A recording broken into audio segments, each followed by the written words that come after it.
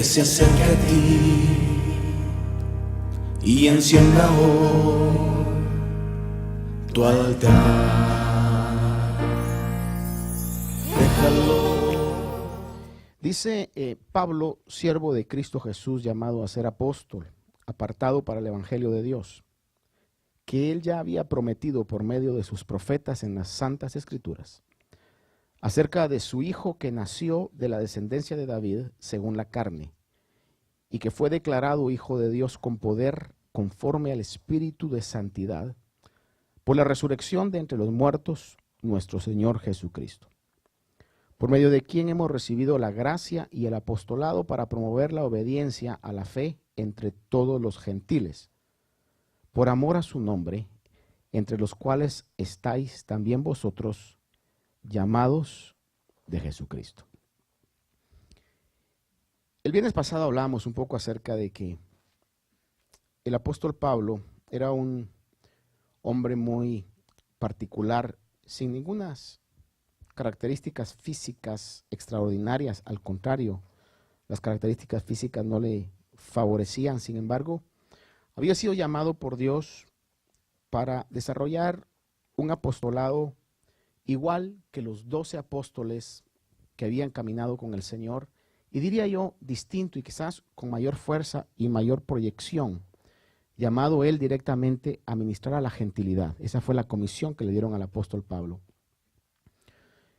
Tuvo un discipulado, de acuerdo a mi opinión y lo que vemos, llevado a Arabia, según lo que la palabra de Dios nos revela, y tuvo un discipulado directamente del Señor Jesús, al grado de que él dice: el evangelio que yo recibí, no lo recibí de hombre alguno, ni me fue enseñado en alguna escuela o algún instituto, o sea como sea que en ese tiempo se llamara, sino le fue revelado directamente de parte de Dios, de parte de Cristo, que se le reveló desde el principio. Y le comisiona a poder predicar ese evangelio a reyes, a los gentiles, a toda la gente a la que Pablo llegó. Y le mencionaba que una gran parte de los escritos del Nuevo Testamento son parte del apóstol Pablo. Es imposible ver el Nuevo Testamento sin mencionar la vida del apóstol Pablo. Un hombre que sufrió por el evangelio, un hombre que trabajó por el evangelio en todo sentido, un hombre que llegó a decir: yo ya no tengo más donde predicar la palabra, y que respetó la esfera de otros. Un hombre que estaba definitivamente empoderado por el Espíritu de Dios a una magnitud que aún en su muerte, cuando le revelan que va a morir, considera eso como ganancia. Para mí el vivir es Cristo y el morir es ganancia. Sabía cuándo iba a morir y dice: mi muerte va a ser como una ofrenda líquida sobre el sacrificio. Consideraba él como algo grande, algo digno poder sufrir por el Señor Jesús. Eso lo hace solamente y únicamente una vida llena del Espíritu Santo de Dios. No era porque Pablo tuviera esa personalidad en él, aunque de una u otra manera tenía una personalidad muy especial, pero fue el Espíritu Santo de Dios que le dio ese poder para hacer lo que tuvo que hacer y cumplir la labor que tenía que cumplir. Sin entrar a los detalles, porque por eso no continuamos más el viernes pasado a hablar básicamente sobre la persona de Pablo, un hombre conocedor de la ley, era, diríamos, un intelectual de su época, con conexiones en el gobierno, con un celo por el judaísmo, al grado que persiguió a la iglesia.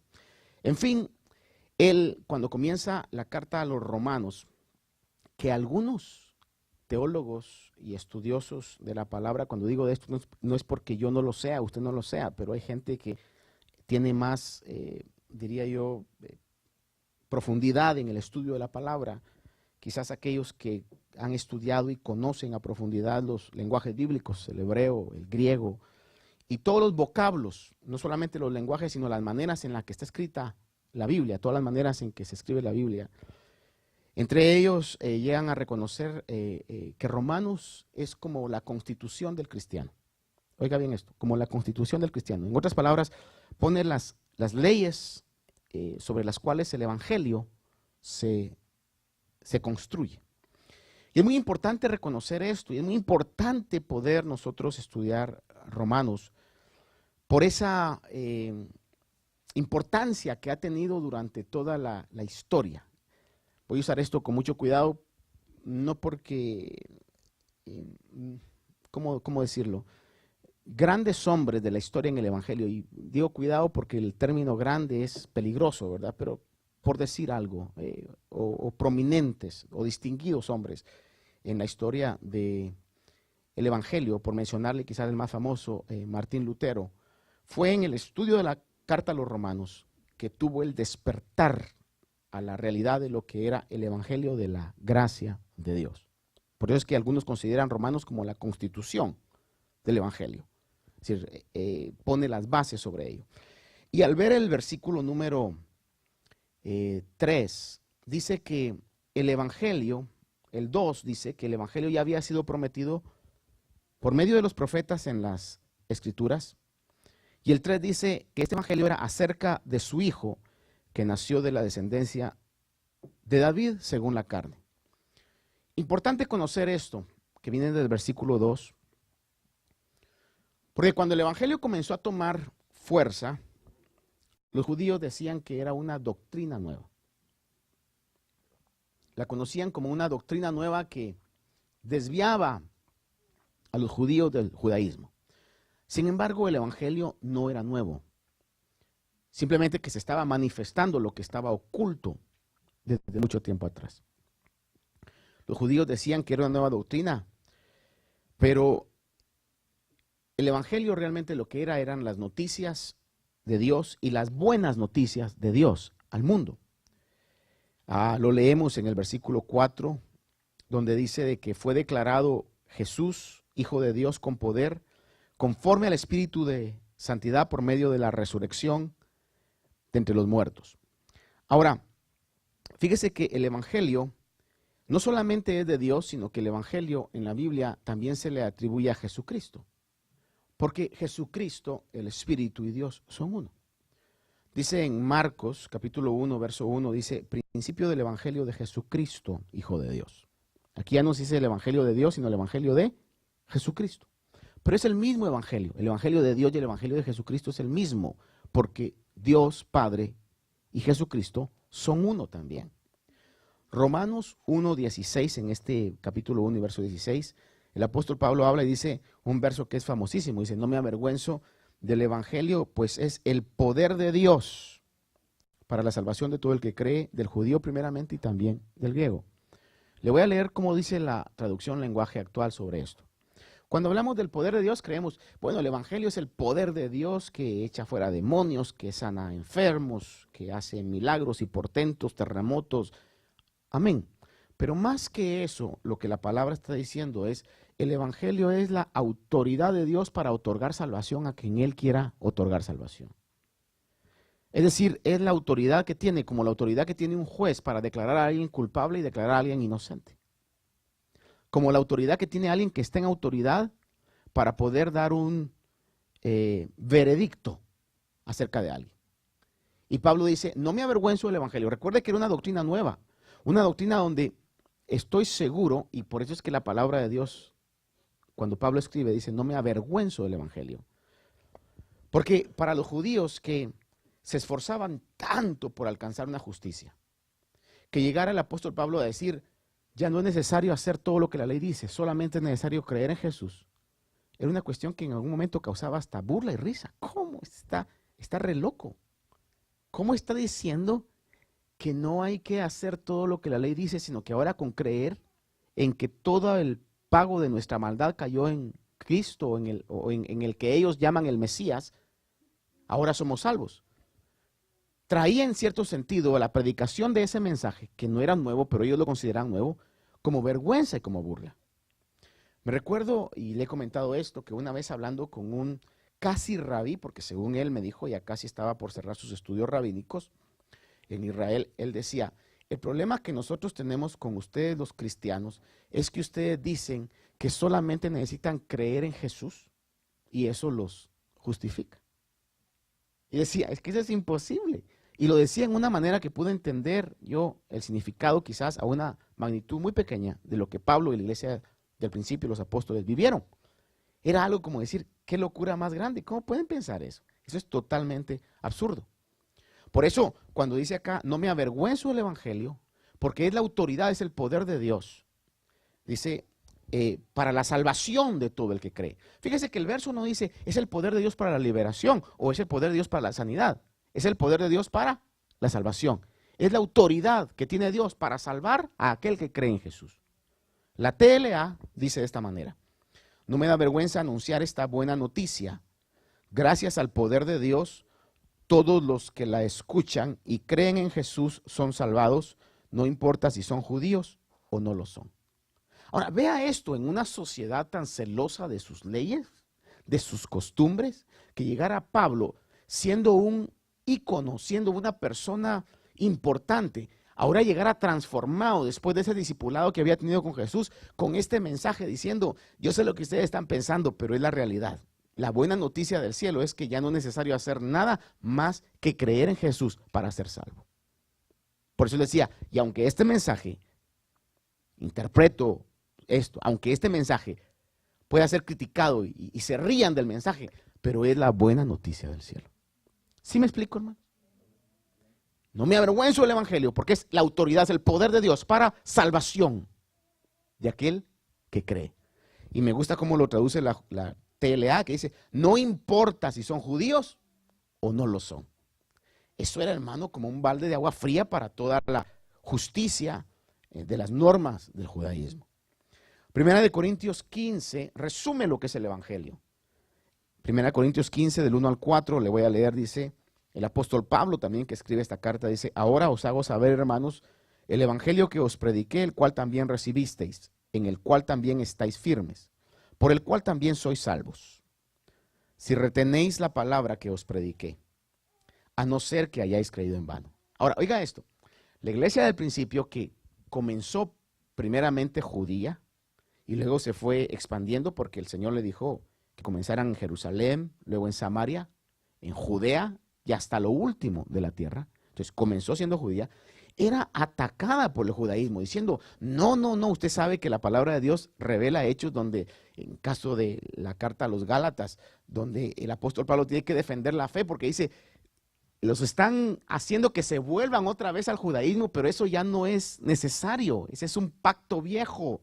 Ya no es necesario guardar toda la ley, ya no es necesario circuncidarse, porque los judíos decían, está bien que crean en eso entonces, pero circuncídense, que era un acto que identificaba al judaísmo, identifica a los judíos. Y Pablo dice, no, ni es necesario eso, ni es necesario, lo único que es necesario es creer.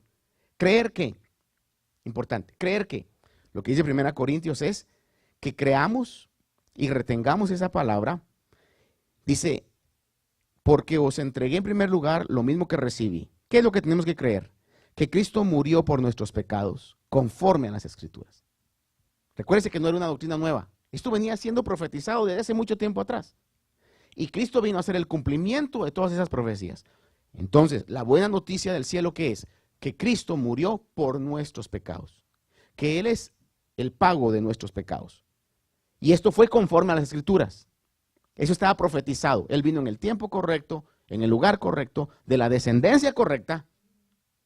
Dice que fue sepultado, es decir, que murió. No estuvo en un estado de coma nada más y de repente pues volvió a la vida como había la tradición según lo estudiamos en Juan. No, murió, estuvo muerto, dice, y resucitó al tercer día. Ese es el evangelio. ¿Cuál es la buena noticia del cielo? Que Cristo murió por nuestros pecados, que descendió, que murió y que resucitó al tercer día, y recalca, conforme a las Escrituras. ¿Sí me explico, hermano? Ese es el evangelio, esa es la buena noticia. Y todo aquel que crea en ese mensaje, dice la Biblia, va a ser salvo. Así lo dice la palabra de Dios. Primera de Pedro 1, del 10 al 12 le leo, dice el apóstol Pedro, ahora no es Pablo, sino que es Pedro. Acerca de esta salvación, los profetas que profetizaron de la gracia que vendría a vosotros, oiga la expresión, la gracia. Gracia es favor, favor que no merecíamos. Dice, los profetas que profetizaron de este favor. ¿Qué profetas? Bueno, todos los profetas del Antiguo Testamento. Y el día domingo yo le resumí en 15 minutos, por cuestión de la situación que estábamos encontrando, el capítulo 53 de Isaías. ¿Sabe cómo lo conocen a ese capítulo 53 en los círculos del judaísmo? Como la cámara de tortura de los rabinos. Es más, en algunas sinagogas lo pasan por encima y no lo leen. Porque les causa demasiado conflicto. Porque es tan claro en referencia a la persona de Jesús. Por eso le concluí el domingo cuando, en Hechos 8, si no me equivoco, cuando está aquel etíope, hombre que era un político y va leyendo la escritura, iba leyendo el capítulo 53 de Isaías. Y milagrosamente, como es Dios, manda a Felipe a ese lugar y escucha en ese preciso momento cuando él está hablando del capítulo 53 de Isaías. Y Felipe le dice al eunuco, ¿entiendes lo que lees? Y él le dice, ¿cómo voy a entender si no hay quien me explique? Y la pregunta era, ¿de quién hablan las escrituras? Felipe se sube al carruaje, le explica, el hombre cree, lo bautiza y le aseguro que lo vamos a ver en el cielo, ¿no? Entonces, cuando vemos el evangelio, no era algo nuevo, era una gracia que había sido profetizada por los profetas, era una gracia que vendría a vosotros. Y dice 1 Pedro que esos profetas diligentemente investigaron, indagaron, procurando saber qué persona o tiempo indicaba el Espíritu de Cristo dentro de ellos, al predecir los sufrimientos de Cristo y las glorias que le seguirían. Le decía yo el domingo que lo que causaba gran conflicto en los judíos era que ellos esperaban un Mesías, pero esperaban un Mesías que fuera a reinar. Sin embargo, la profecía decía que tenía que venir primero a sufrir para luego reinar. Y eso está en la palabra. Y por eso es que él cumplió de la manera que cumplió el Señor las Escrituras. Dice que los profetas investigaban acerca de los sufrimientos de Cristo y las glorias que seguirían. A ellos les fue revelado que no se servían a sí mismos. En otras palabras, no es para ustedes, sino a vosotros. En estas cosas que ahora han sido anunciadas mediante los que predicaron el Evangelio por el Espíritu Santo enviado del cielo, cosas las cuales los ángeles anhelan mirar. Por eso yo le decía que lo que Pablo pudo hacer no fue porque era Pablo, fue porque tuvo la capacitación del Espíritu Santo de Dios. Y de igual manera nosotros, en la labor que cada uno de nosotros debemos hacer y tenemos que hacer, no lo vamos a poder hacer sin el Espíritu Santo de Dios. Por eso necesitamos constantemente decirle, Espíritu, mantén esa llenura y no contristar al Espíritu y mantener esa llama ardiendo para que podamos realmente dar esa nueva noticia o esa buena noticia en el poder del Espíritu Santo de Dios. Es decir, que el Evangelio no era nada nuevo, el Evangelio era el cumplimiento de lo que estaba escrito. Déjeme leerle unos versículos más para que esto esté bien claro en cada uno de nosotros. Mateo 5:17. Señor Jesús hablando dice, no penséis que he venido a abolir la ley de los profetas, no he venido a abolir, sino a cumplir. Él vino a cumplir lo que ya estaba escrito. Todo estaba escrito acerca de él. Jesús vino a cumplir lo que ya estaba escrito. ¿Era algo nuevo el Evangelio? No. Simplemente vino a cumplir el Señor lo que estaba escrito. Hebreos 1:1 dice, Dios habiendo hablado hace mucho tiempo, en muchas ocasiones y de muchas maneras a los padres por los profetas, dice, en este tiempo nos ha hablado por medio de su Hijo. Es decir, que ya había Dios hablado por medio de los profetas acerca del Evangelio que vendría. Que Pedro dice que los profetas investigaron para quién era. Juan 5:39, el Señor les dice a los religiosos, fariseos y saduceos, Juan 5:39, examináis las Escrituras porque vosotros pensáis que en ellas tenéis vida. Y dice esta frase extraordinaria, y ellas son las que dan testimonio de mí. Hermano, yo solo puedo ubicarme en algún momento qué hubiera sido ser parte de ese grupo y obviamente con un corazón no endurecido como el que la gran mayoría quizá tenía. Oír de los labios del Señor esa expresión. Examinad las Escrituras porque creéis que en ella tenéis vida. Pero oír eso, pero ellas son las que dan testimonio de mí. Hermano, ha de haber sido algo, no sé qué palabra usar, maravilloso.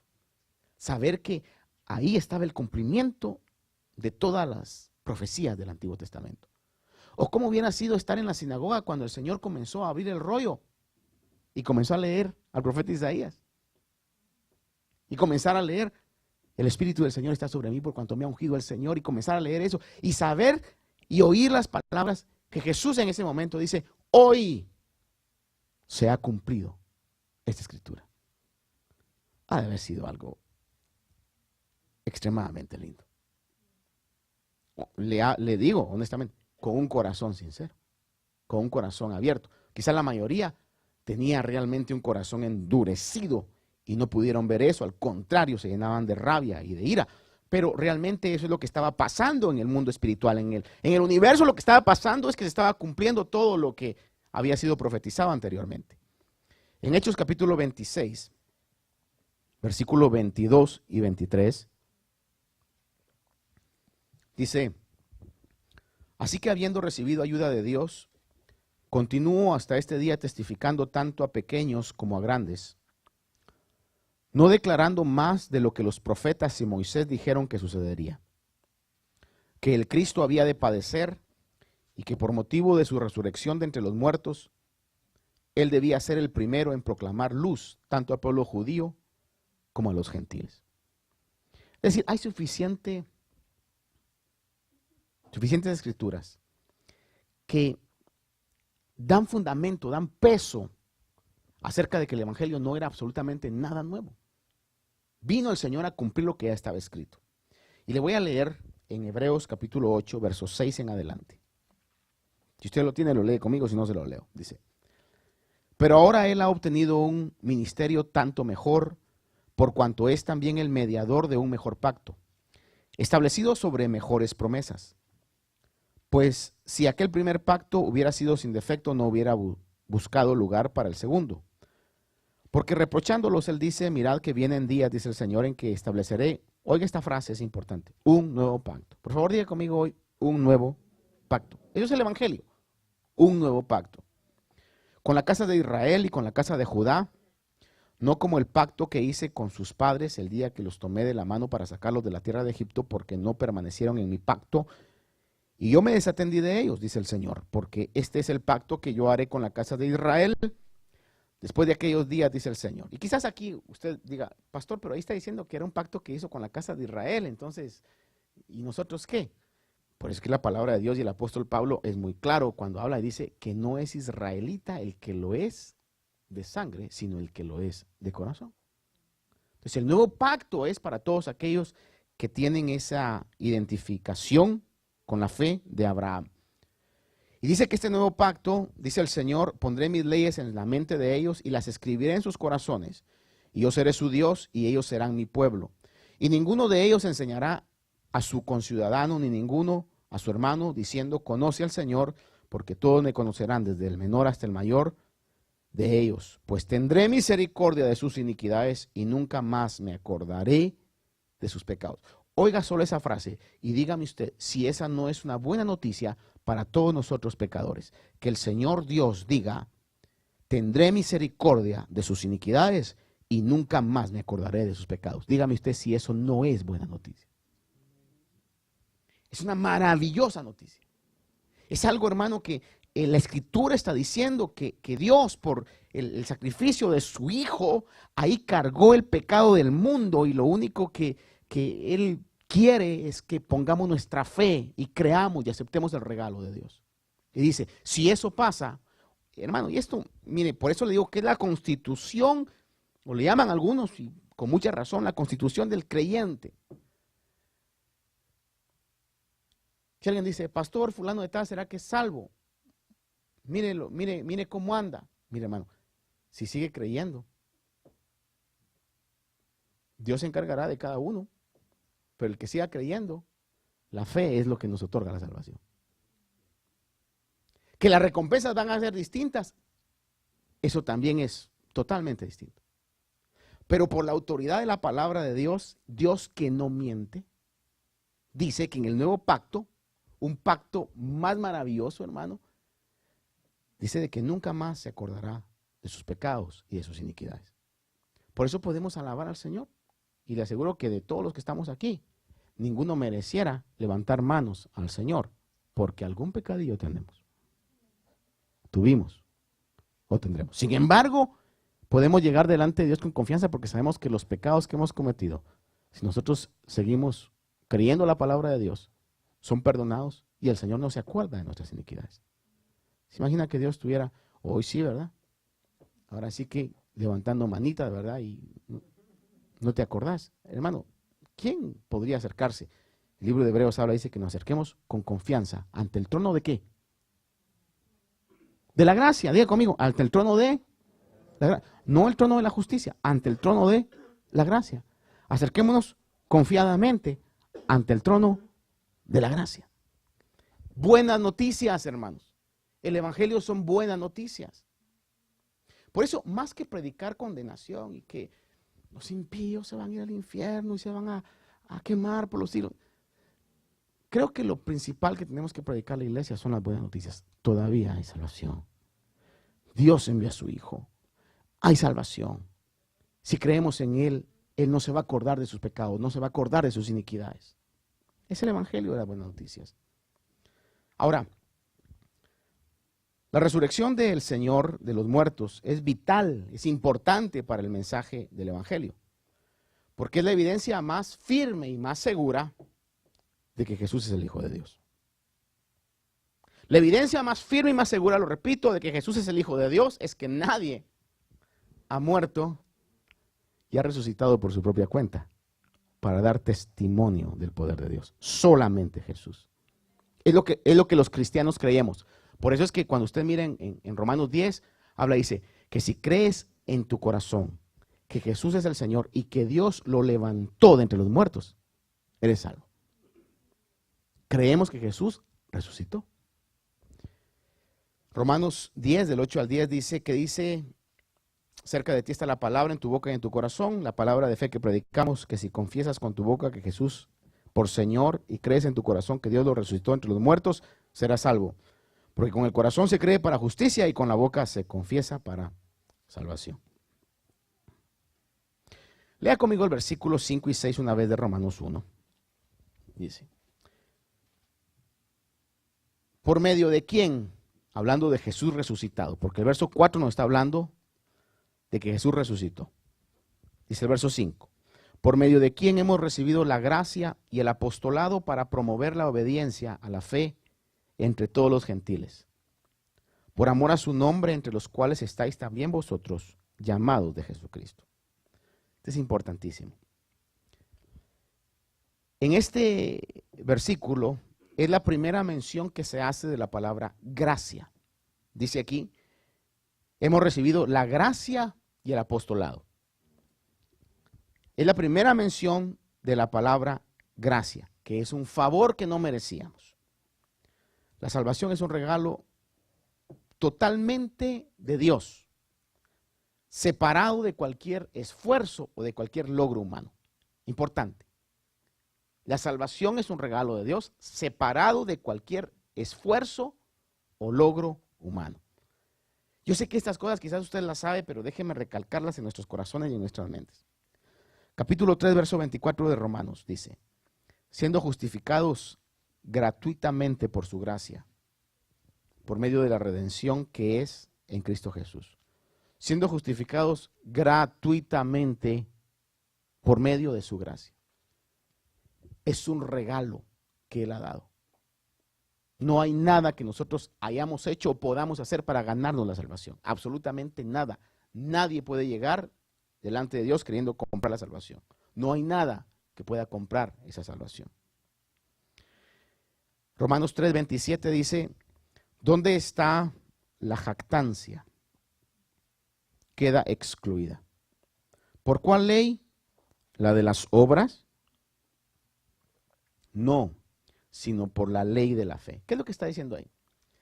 Que nadie puede jactarse, sentirse orgulloso de lo que ha hecho, porque lo único que uno necesita es creer en el sacrificio de Jesús. Es lo único que necesitamos nosotros para poder alcanzar la salvación. Capítulo 4, versículo 1 de Romanos. Le leo, dice. Del versículo 1 al 5 dice, ¿qué diremos? Entonces, que halló Abraham nuestro padre según la carne. Porque si Abraham fue justificado por las obras, tiene de qué jactarse, pero no para con Dios. Porque, ¿qué dice la Escritura? Y creyó Abraham a Dios y le fue contado por justicia. Es decir, ¿qué hizo Abraham para que lo consideraran justo? Simplemente creer. Es todo lo que tuvo que hacer. Y es más, por si alguien dice, pastor, pero fíjese que a lo menos yo creí. Le digo algo, que es otro tema de estudio. El hecho que usted haya creído es porque Dios se lo puso en el corazón. Nadie, digo esto una vez más, nadie, por eso Romanos es importantísimo, nadie que realmente crea, creyó porque él o ella quiso creer. Fue Dios el que le puso eso en el corazón. Así es. Dice que Abraham creyó y le fue contado por justicia. Ahora bien, el que trabaja, el salario no se le cuenta como favor, sino como deuda. Y eso creo que todos estamos de acuerdo. Mas al que no trabaja, mire cómo nos pone esta situación. Al que no trabaja, pero cree en aquel que justifica al impío, su fe le cuenta como justicia. Lo único que la Biblia dice que tuvimos que hacer para alcanzar la salvación fue creer. Capítulo 5, verso 20 y 21 de Romanos. Capítulo 5, verso 20 y 21, leo. Y la ley se introdujo para que abundara la transgresión. Pero donde el pecado abundó, sobreabundó la gracia. Para que así como el pecado reinó en la muerte, así también la gracia reine por medio de la justicia para vida eterna mediante Jesucristo nuestro Señor. Antes que la ley viniera, era más difícil, no voy a decir que era imposible, pero era más difícil identificar qué era pecado y qué no era pecado. Lo que servía como un termómetro era la conciencia de los humanos. Pero usted sabe que la conciencia de unos es más sensible que la conciencia de otros. Entonces no había una regla específica sobre qué era pecado o qué era desobediencia a Dios y qué no era desobediencia a Dios. De repente viene la ley y la ley marca realmente, en el resumen de los 10 mandamientos, Éxodo 20, marca lo que realmente era pecado. Y los judíos los desglosaron y surgen ahora 613 mandamientos sobre las cosas que agradan a Dios y las cosas que ofenden a Dios. Entonces, ahora, como hay 613 artículos de esa Constitución, ahora dice la Biblia que abundó el pecado. Lo que antes no era pecado, ahora es pecado. Eso es lo que el verso está diciendo. Que por medio de la ley el pecado abundó. Y entonces ahora resulta, según lo dice Santiago, es de que la ley era tan severa que usted podía cumplir el 90%, pero si fallaba en el 10%, era culpable. Es más, podía cumplir el 99%, fallaba en 1%, era culpable. Entonces, el hombre, hermano, estaba necesitado, urgido, afligido. Por eso es que todos los años tenían que llevar un cordero, porque la única escapatoria que tenían era llevar un cordero para que ese cordero pagara por todos sus pecados. Pero ese cordero estaba hablando acerca de Cristo, del verdadero cordero de Dios, que iba a venir a quitar de una vez y para siempre los pecados del mundo. Una vez y para siempre. Por eso dice la Biblia, y entendamos ese versículo que lo usamos mucho nosotros, a veces desconociendo el concepto o el contexto. Dice, cuando el pecado abundó, ¿por qué abundó el pecado? Porque la ley lo manifestó. Exactamente, déjeme usar esta figura que me viene a la mente. Como cuando usted está en un ambiente oscuro y se pone un traje blanco. Se mira en el espejo en un ambiente oscuro y dice, está bien. Pero cuando sale a la luz, a un lugar donde hay muchas lámparas, se da cuenta que está todo manchado. Nunca le ha pasado eso, que a veces usted dice, pero no le había visto yo que estaba todo manchado. Pero cuando llegamos a un ambiente de mucha luz, nos damos cuenta que está manchado o todo arrugado. De cuenta que la ley fue la luz que vino y entonces iluminó y ellos se dieron cuenta, no hombre, estamos pero hasta el copete de pecados. Y en medio de ese mar de hediondez de pecado, de suciedad del pecado, aparece la luz de Cristo, que dice, la sangre de Cristo nos limpia de todo pecado. Por eso dice, cuando el pecado abundó, sobreabundó la gracia. ¿Sí me explico? ¿Cuántos creemos ese evangelio? Buena noticia, ese es el evangelio. Dice el 5:20 que se introdujo para que abundara el pecado. Sobreabundó la gracia entonces, para que así como el pecado reinó en la muerte, así también la gracia reine por medio de la justicia, para vida eterna mediante Cristo nuestro Señor. Y tenemos que mencionar el clásico verso de Efesios 2, 8, 9. Porque por gracia habéis sido salvados. Esto lo resume. Por medio de la fe.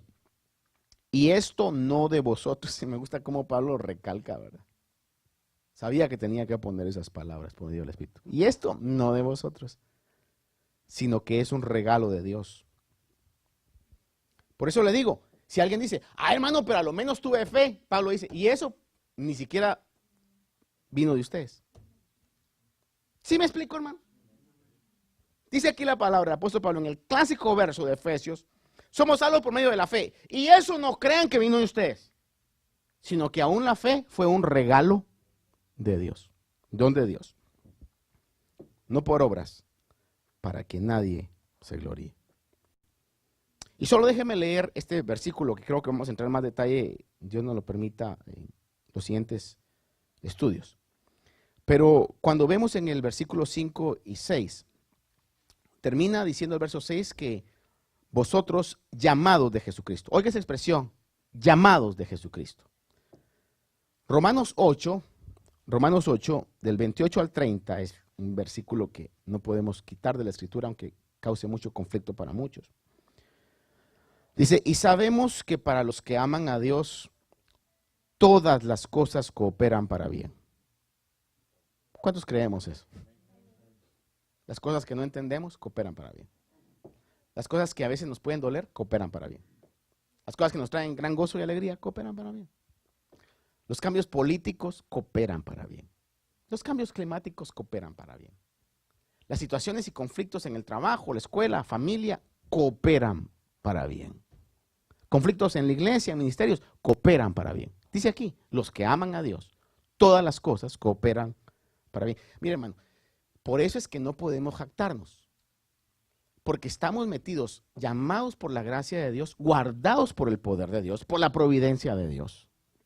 En un plan orquestado de una manera maravillosa por Dios que nos está perfeccionando. ¿Usted cree que cuando dice, hermano, mire, yo me he mantenido fuerte porque yo oro mucho? Hermano, ¿quién cree que le pone el deseo de orar? Dios. Hermano, es que mire, yo porque conozco a Dios, ¿y quién cree que le abre los ojos y le pone el querer como el hacer? Dios. Either we trust the word of God, o creemos eso, o nos vamos a quedar estancados en el maravilloso plan de Dios. Hermanos, es importante descansar en lo que la palabra de Dios dice. A los que aman a Dios, todas las cosas cooperan para bien. Para los que son llamados, dice, conforme a su propósito.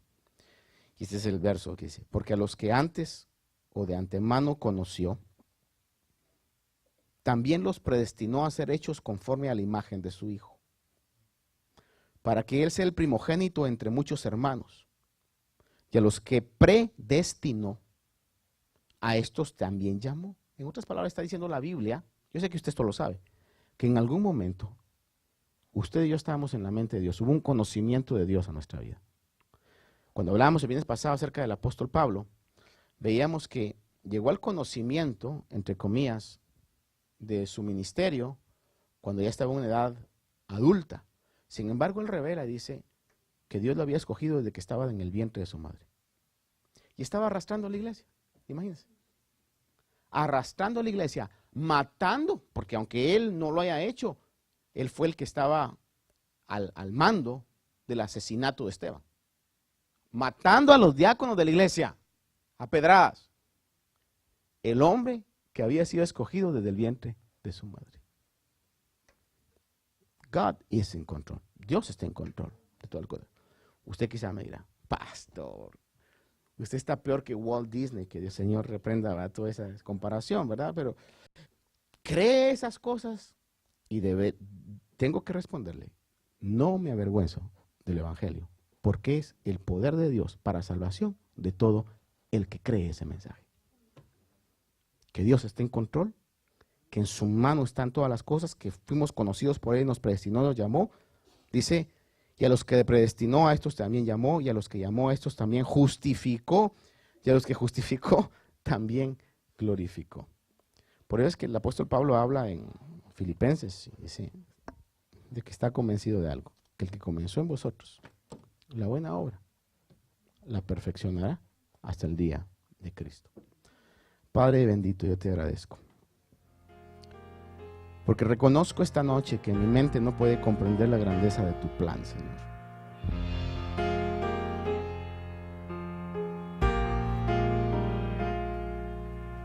Déjalo que se acerque a ti y encienda hoy tu altar. Déjalo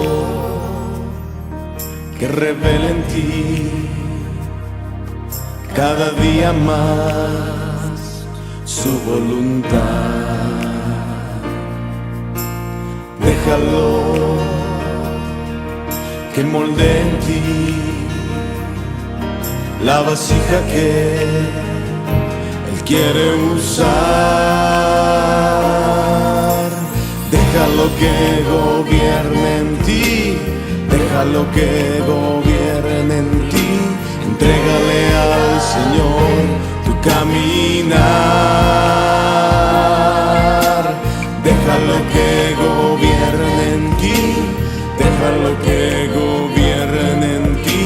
Entrégale al Señor tu caminar.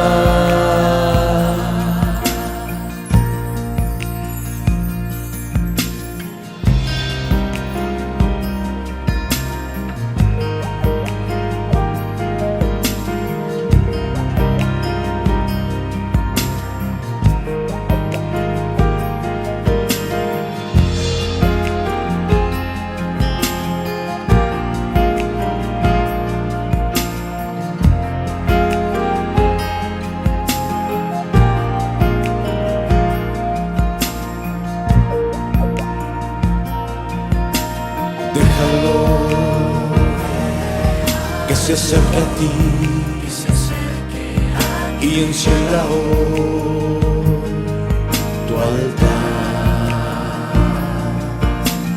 Déjalo que revele en ti cada día más su voluntad. Déjalo que moldee en ti la vasija que Él quiere usar. Déjalo que gobierne en ti, déjalo que gobierne en ti. Entrégale al Señor tu caminar. Déjalo que gobierne en ti, déjalo que gobierne en ti. Entrégale al Señor tu caminar. Déjalo que